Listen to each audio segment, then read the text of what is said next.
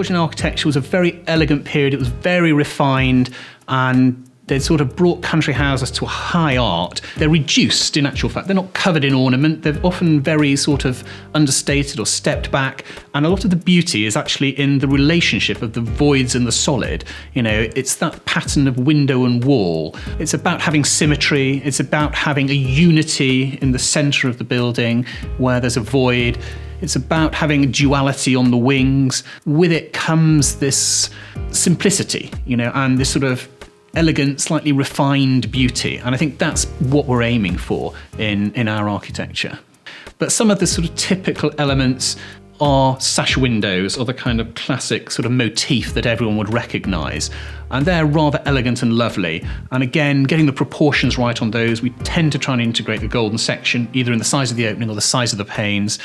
There's often some classical order, some columns, other bits that people would recognise. As you say, you would get a parapet, or you get an eaves or a cornice, you get the sort of elegant little dormer windows.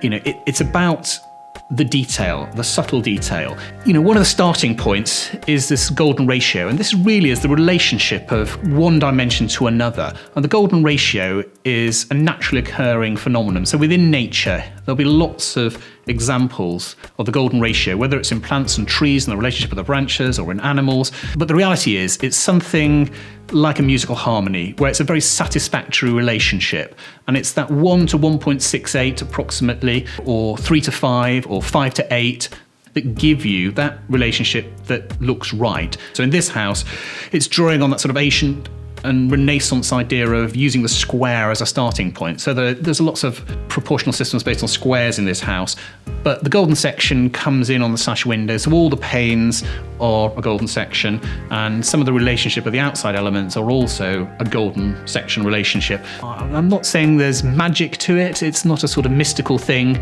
but it is something, as I said, like musical harmonies, where it's just a very satisfying, you know, thing if you can pull off that proportional relationship.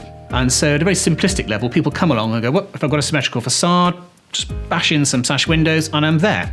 But in reality, there's a lot more to it. And so getting the subtleties right and, you know, bringing it all together in a satisfying way where all the relationships work and you get that sense of balance, that sense of rightness, is far more difficult, and it's a little bit more subtle. I think to pull it off really well is difficult, but it's worthwhile doing because there are lots of things going for you. It's quite an efficient, effective build style because you can pare it back. You don't have to have lots of ornament, although you can.